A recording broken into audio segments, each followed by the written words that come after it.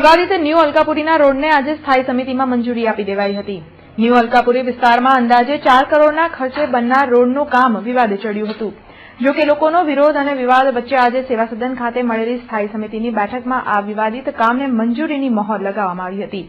વિવાદિત કામને સ્થાયીએ મંજૂર કરતા અનેક સવાલો ઉઠ્યા હતા। આ અંગે સ્થાયી અધ્યક્ષ ખુલીને કાંઈ ન બોલતા માત્ર પડતર કામ હતું તેને મંજૂર કરાયું હોવાનું જણાવ્યું હતું। આ કામ 2012નું છે અને મારી પાસે વિભાગ દ્વારા જે દરખાસ્તો આવે છે એને મંજૂરી આપતો હોઉં છું। મારા પાસે દરખાસ્તો આવતી હોય છે એને મંજૂરી આપતો હોઉં છું। હું આપને સ્પષ્ટતા કરું છું કે મારી પાસે જે કંઈક કામો આવે છે એને બહાલી આપતો હોઉં છું। આમાં કોઈ પ્રેશર કેવું કંઈ હતું? મને કોઈ પ્રેશર નથી। જે કામો આવે છે એના પર હું આધારિત કામ મંજૂર કરું છું। એમના વિસ્તારમાં અન્ય જે નગરો છે ત્યાં હજી રોડ નથી બન્યા। વર્ષોથી કોર્પોરેશન દ્વારા કોર્પોરેશનમાં આમાં માંગણી થઈ ગઈ છતાં નવા જે ડેવલપ થઈ ગયા જે વિસ્તારો જ્યાં કોઈ હજી રહેવા નથી આવ્યું ત્યાં રોડ બનાવવાનું શું મતલબ? અત્યારે જે મારી પાસે કામ આવ્યું છે એની જ વાત કરી છું। કરશું બાકીના જે અમારા કાઉન્સિલરો અમારા પાસે વાત મૂકશે એને ધ્યાન આપશું।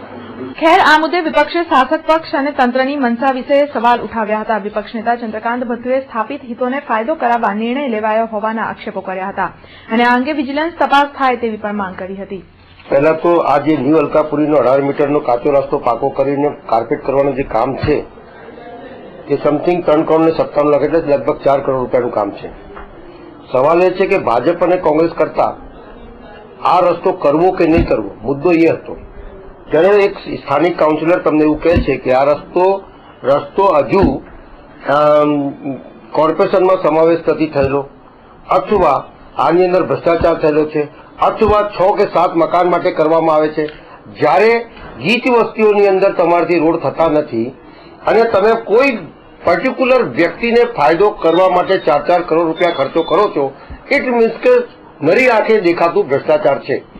હવે જ્યારે એક કાઉન્સિલરે લગભગ 2-2.5 કલાક 1 કલાક સુધી સભા ચાલવા નહીં દીધી હોય અને એને વારંવાર કીધું છે કે આ પર્ટિક્યુલર વ્યક્તિઓને ફાયદા કરવા માટે તમે કામ કરી રહ્યા છો એનો મતલબ એ છે કે કમિશનરની એટલી કેવી હિંમત અથવા જે અધિકારીની એવી કેવી હિંમત કે આવા ભ્રષ્ટાચારનો સભામાં ચર્ચા કર્યા પછી પણ કામ મોકલે અને કામ આ ચૂંટાયેલા પ્રતિનિધિ જેને વડોદરા શહેરના નગરજનોને ટ્રસ્ટી બનાવીને મિલકતને સંભાળીને શહેરની અંદર ભ્રષ્ટાચાર ન થાય તેના માટે મોકલેલા હોય અને તોય છતાં નરી આંખે ભ્રષ્ટાચાર થાય એનો મતલબ એ છે કે આ લોકોની ભલાઈ માટે નથી આવ્યા પણ પર્ટિક્યુલર ભાલે તુજારની ભલાઈ કરવા માટે આવ્યા છે એવું સ્પષ્ટ દેખાઈ આવે છે।